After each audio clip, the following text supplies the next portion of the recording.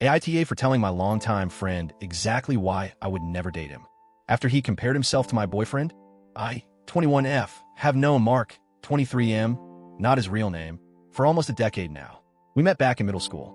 At first, he was just this lanky, sarcastic boy who always seemed to have a comment ready for everything. We sat near each other in a few classes, and over time, we just sort of stuck. He wasn't my best friend back then, but he was a constant presence. He'd show up to my birthday parties, we'd end up on the same group projects, and when we moved on to high school, we stayed in the same friend group. People sometimes teased us like, "Oh, when are you guys gonna finally get together?" But I always brushed it off. He never felt like that to me. He was just Mark.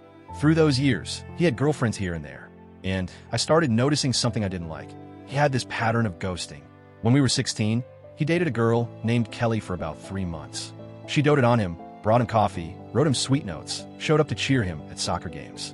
Then one day, he just stopped answering her texts. She came to me crying, asking if I knew what happened. I didn't. When I confronted him, he laughed and said, "I got bored. She'll get over it." In college, he did the same thing with a girl named Julia. She was smart and kind, and for a while, I thought maybe she'd be good for him. But one week, he just vanished from her life. I remember her sitting at a party with tears in her eyes, asking me if he was mad at her. He shrugged it off, saying, "I just wasn't feeling it. No big deal." It started eating at me. Watching him treat people that way made me uncomfortable. I didn't cut him out entirely. We were too enmeshed in the same group. But I began putting distance between us, hanging out less one-on-one, not confiding in him as much. Fast forward to now. I've been with my boyfriend Alex, 22M, for a year and a half. He's kind, grounded, hardworking. He works while finishing his degree, helps out with his younger siblings, and treats me with respect and consistency. He's not flashy, but he's solid. He makes me feel safe. Mark has been around in the background all this time. We'd still meet up occasionally, but I wasn't leaning on him the way I used to. Then yesterday happened. Mark texted me out of the blue, asking if I wanted to grab lunch. He said he had something important to tell me. That word made my stomach clench. But I figured, why not? I had free time, and we hadn't talked in a while. We met at this casual cafe we used to go to in college. He was already there, tapping his leg under the table like he was nervous. We ordered food, chatted a little about classes, about a mutual friend's engagement, about a show we both watch. Then he straightened up, cleared his throat, and said, "Okay, I need to ask you something." Like it screamed, "Oh." He looked me dead in the eye and said, "I don't understand why you're with Alex, when I'm obviously the better match for you." I blinked. "What?" He leaned in, voice serious. "I liked you first. I've known you longer. I'm better looking. I'm taller. I know you better than he does. I'm more successful. Honestly, it doesn't make sense you'd choose him over me." I felt my jaw drop. More successful? The guy has never worked a day in his life. His parents fund his car, his apartment, his tuition, everything. Meanwhile, Alex works 2 jobs to pay rent and school. I try to keep calm.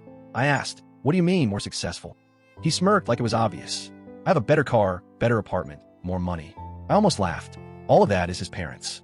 I sat back, thinking, do I let this slide? Do I just make an excuse? But something in me snapped. Maybe it was years of watching him dismiss women. Maybe it was the arrogance of assuming he was entitled to me because he liked me first. So I asked, "Do you really want me to be honest?" He nodded. "Yes, please." So I told him. I said, "I would never date you because I've seen how you treat your girlfriends. You ghost them when you're bored. You string them along and then act like their feelings don't matter. That's immature and irresponsible. Dating you would be exhausting." His face went blank, but I kept going. And honestly, that's why I started pulling back from our friendship. I didn't like the way you treated the women in your life. It made me not want to be close to you anymore. Silence. Long, heavy silence. Finally, he muttered, "Wow." Then he stood up, grabbed his bag, and walked out. Just like that. I sat there, my food untouched, heart pounding. I went home, trying to convince myself I'd done the right thing. He asked for honesty, and I gave it. That's what friends are supposed to do, right? But a few hours later, my phone started blowing up. Our mutual friends were messaging. "What did you say to Mark? He's a wreck. He's been drinking since lunch and won't talk to anyone. He looks broken." When I explained, some said, "Damn, that was harsh." Others said, "Good for you." He needed to hear it. One friend told me I could have been gentler, that I didn't need to crush him. Another said I was brave for saying what everyone else was too afraid to. Meanwhile, Mark himself tried calling me several times that night. I didn't answer. Something about the intensity of it scared me. I ended up blocking him.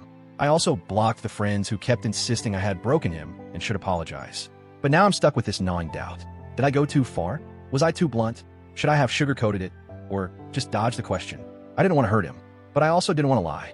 Here's where I'm conflicted. On one hand, I think he needed to hear the truth. He can't keep treating women like they're disposable. then act like he's some prize who deserves me because he's been around.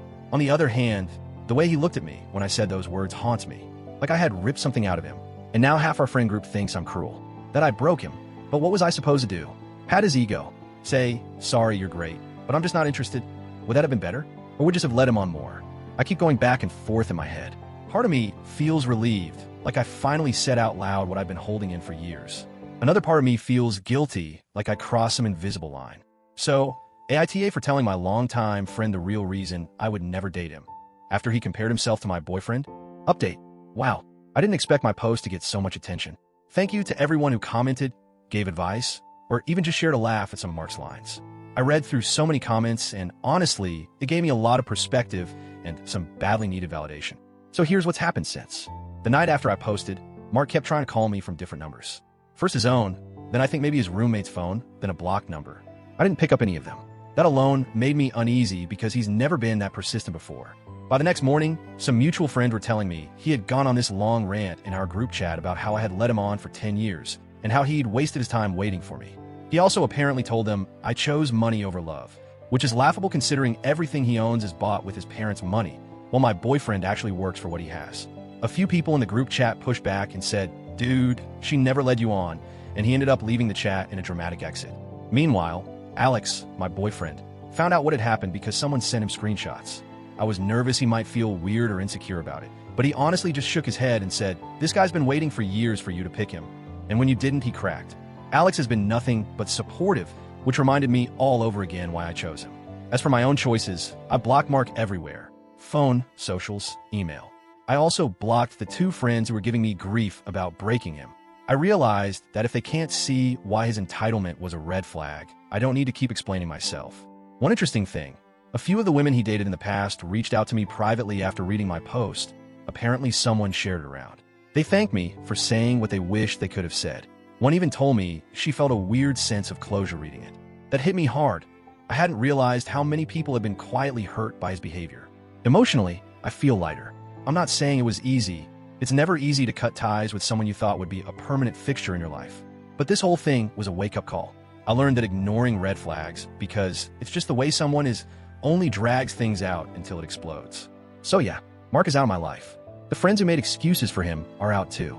The rest of my circle seems relieved. Actually, they told me privately they always felt uncomfortable with how he treated women, but didn't want to be the one to say it. And me? I'm focusing on my relationship with Alex, my family, and the people who actually respect me. If there's one silver lining, it's that I'll never again let myself stay close to someone who shows me, over and over, they don't respect others.